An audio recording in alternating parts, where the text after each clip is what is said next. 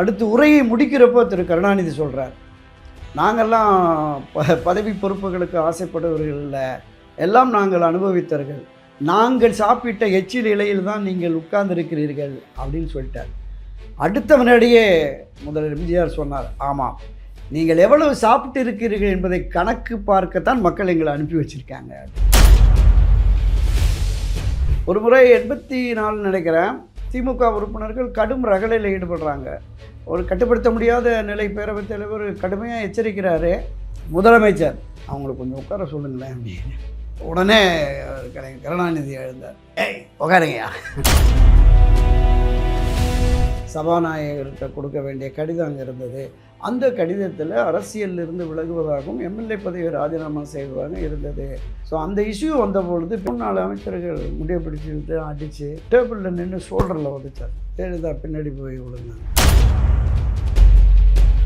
அவையில் மரபு விதிகள் பின்பற்றப்படணும். நீங்கள் ஒரு அசம்பாவிதமான நிகழ்வு என்பது ரேராக தான் வரும், எப்போவாது தான். நான் சொன்ன இந்த சம்பவங்கள் எல்லாமே 2017 பிப்ரவரியில் நடந்த ஒரு சம்பவம். ஆமாம், அடிதடி சட்டக்கழிப்பு வரைக்கும் போய் இருந்துச்சு. அப்போது இயல்பாக அவை நடவடிக்கை என்று அது எப்படி இருக்குன்னா, ஆரோக்கியமான விவாதங்கள், கருத்து மோதல்கள் இருக்கலாம், கைகலப்பு நடக்கக்கூடாது. இன்றைக்கி அவ்வளவு நேரலையில் இருக்குது. நீங்கள் என்ன பண்ணுறீங்க என்னங்கிறத மக்கள் பார்க்குறாங்க.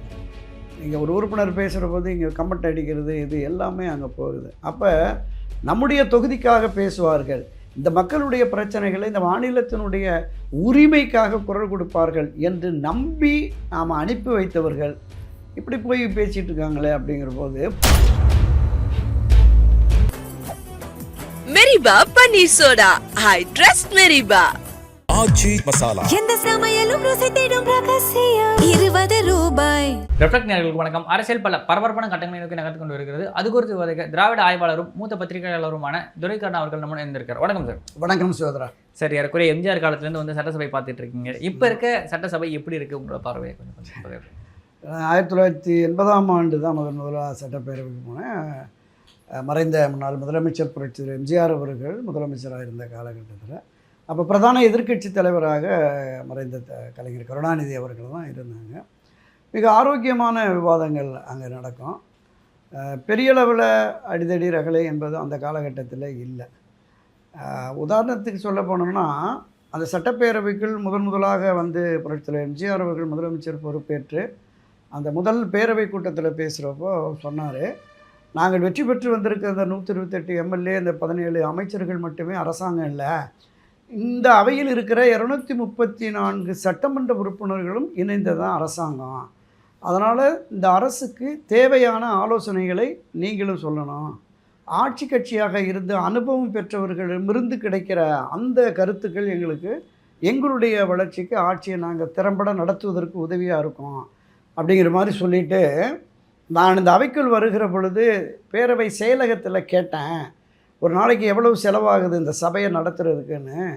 அப்போ 1 மணி நேரத்துக்கு 350 ரூபா ஆகுது. நாங்கள் எப்போ 77ல் 350 ரூபா ஆகுது 1 மணி நேரத்துங்கிறாங்க. இந்த 350 ரூபா என்பது மக்களினுடைய வரிப்பணம். அப்போ இந்த அவையின் நேரத்தை நாம் வீணடிக்கக்கூடாது, அந்த அளவுக்கு அவை வந்து நம்ம சிறப்பாக கொண்டு போகணும் அப்படிங்கிற மாதிரி சொன்னார். அது மாதிரி ஆரோக்கியமான விவாதங்கள் நடந்தது.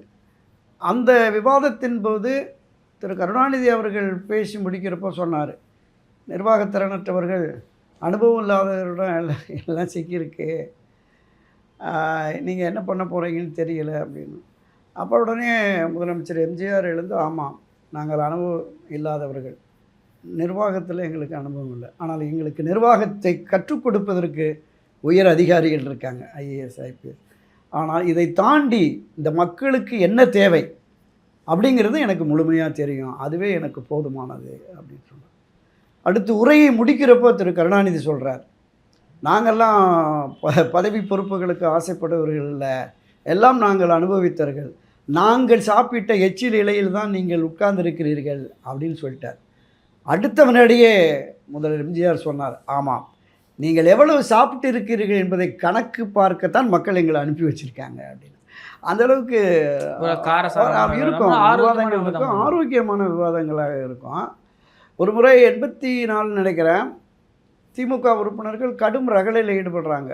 திரு PH பாண்டியன் சபாநாயகர், அவர் கட்டுப்படுத்த முடியாத அளவுக்கு டேபிளில் ஏறி காசுப்பு, ரஹ்மான் கான், துரைமுருகன், நெல்லிக்குப்பம் கிருஷ்ணமூர்த்தி, கோவை ராமநாதன் ஒரு 5-6 எம்எல்ஏக்கள், டிஎம்கே எம்எல்ஏக்கள். அப்போ இந்த பல்கேரியா ஊழல் நடந்துருச்சு, கப்பல் ஆமாம் அந்த கப்பல் பேர ஊழலுக்கு அந்த விவாதத்தை பண்ணணும்னு சொல்லிட்டு கடுமையாக குரல் கொடுக்குறாங்க. ஒரு கட்டுப்படுத்த முடியாத நிலை பேரவைத் தலைவர் கடுமையாக எச்சரிக்கிறாரு. அப்போல்லாம் உடனடியே வெளியே தூக்கி போகிறது அந்த மாதிரி இருக்காது. ஓரளவுக்கு ஜனநாயக ரீதியில் செயல்படணுங்கிற அந்த நோக்கம் இருந்தது புரட்சி எம்ஜிஆர் காலத்தில். உடனே இப்படி தான் ஒரு 3 அடி தூரம் தான் இருக்கும் 2 பேருக்கும். அந்த பக்கம் முதலமைச்சர் புரட்சித்தலைவர் எம்ஜிஆர், இந்த பக்கம் கலைஞர் கருணாநிதி எதிர்க்கட்சி தலைவர், நடுவில் ஒரே ஒரு ஸ்டாண்டில் 2 மைக் இருக்கும்.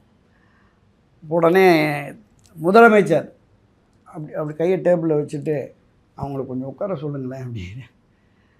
உடனே கலைஞர் கருணாநிதி எழுந்தார்.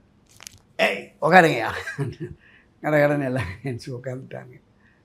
அப்போ பிரச்சனையை பெரிதாக்க விரும்பாத ஒரு சூழல் எதிர்க்கட்சியில் இருந்தது. இதை அமைதிப்படுத்தணும்னு முதலமைச்சரும் விரும்பினார். அப்படிப்பட்ட சுமூகமான நிலை இருந்தது. காலப்போக்கில் அடுத்தடுத்து இது திரு கருணாநிதி அவர்கள் முதலமைச்சரான அந்த காலகட்டத்தில் ஒரு சம்பவம் வந்து சொல்லலாம்.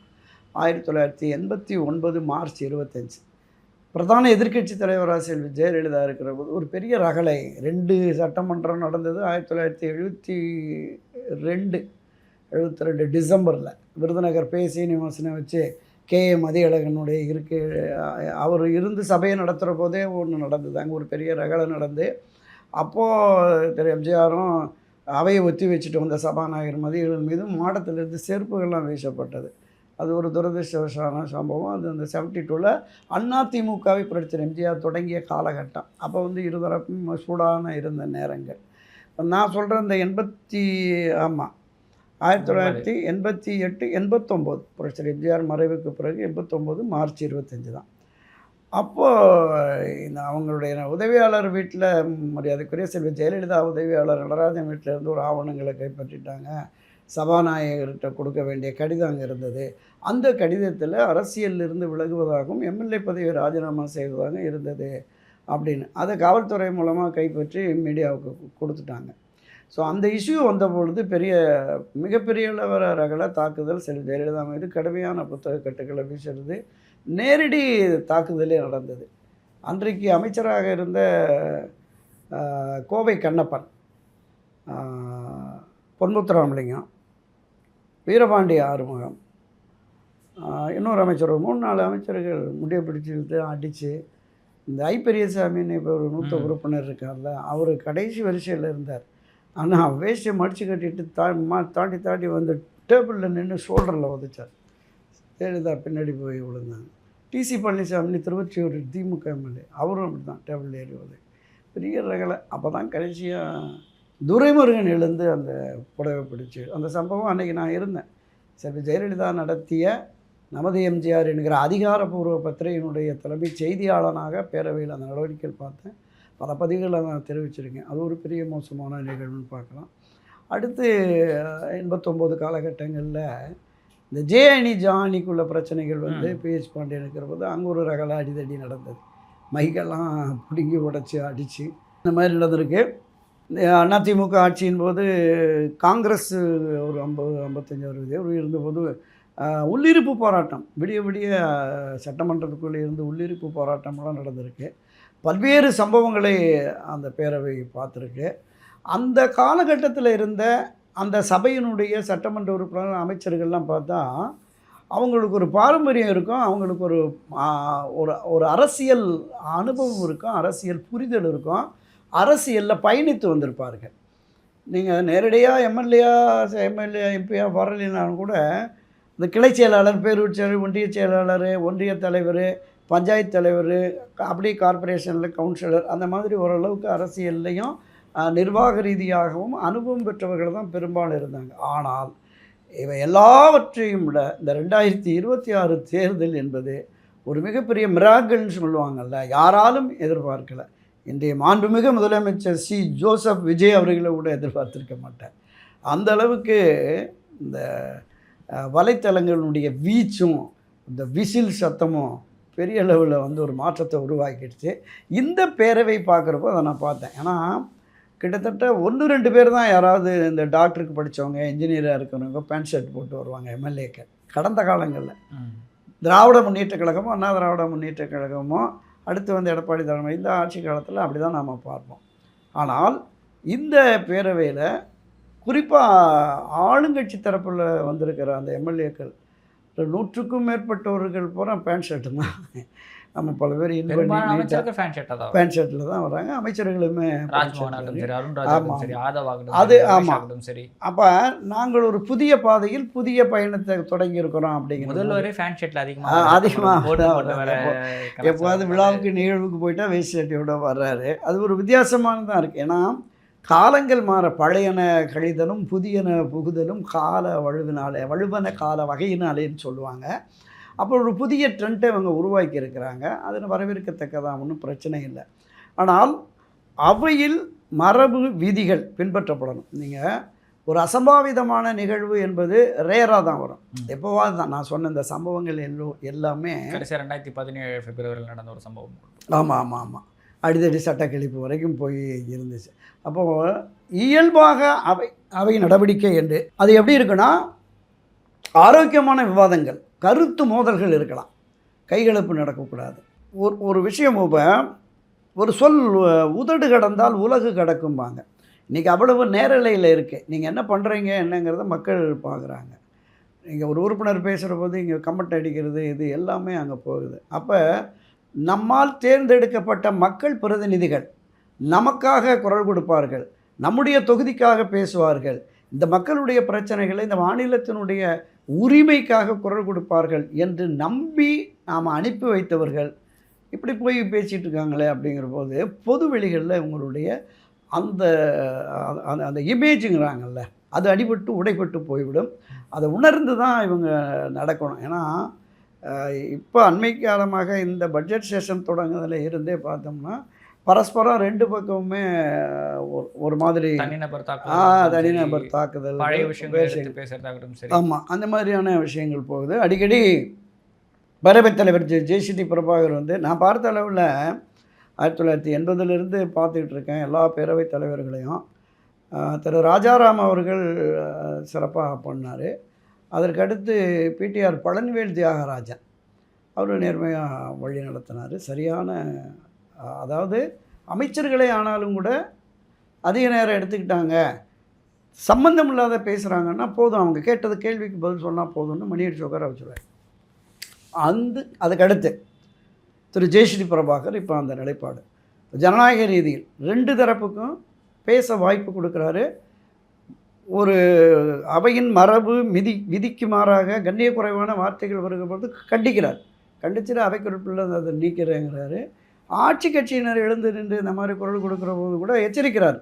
2 முறை எச்சரிச்சுட்டு உங்கள் மேலே நடவடிக்கை எடுக்க வேண்டியவரும் உட்காருங்க அப்படிங்கிறார். எந்த சபாநாயகர் அது உதயநிதியை இன்றைக்கி சொன்னார். உதயநிதியை நீங்கள் எதிர்கட்சி மட்டுமில்லை ஆளுங்கட்சியும் கூட கண்டிக்கிறீங்க, ஜனநாயகத்தில் நடத்துகிறீங்க, உங்களுக்கு வாழ்த்துக்கள் பாராட்டுக்குன்னு சொல்கிறது. அந்த அளவுக்கு போயிட்டுருக்கு. எனவே திராவிட முன்னேற்ற கழகம் அண்ணா திராவிட முன்னேற்ற கழகத்தில் இருப்பவர்கள் அனைவருமே அனுபவம் பெற்றவர்கள்.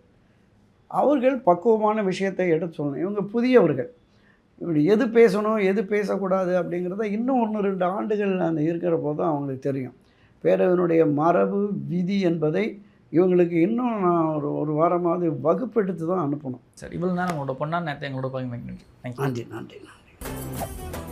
மெரிபா பன்னீர் சோடா, ஐ ட்ரஸ்ட் மெரிபா. ஆச்சி மசாலா, எந்த சமையலும் ருசி தேடும் ரகசியம் 20 ரூபாய்.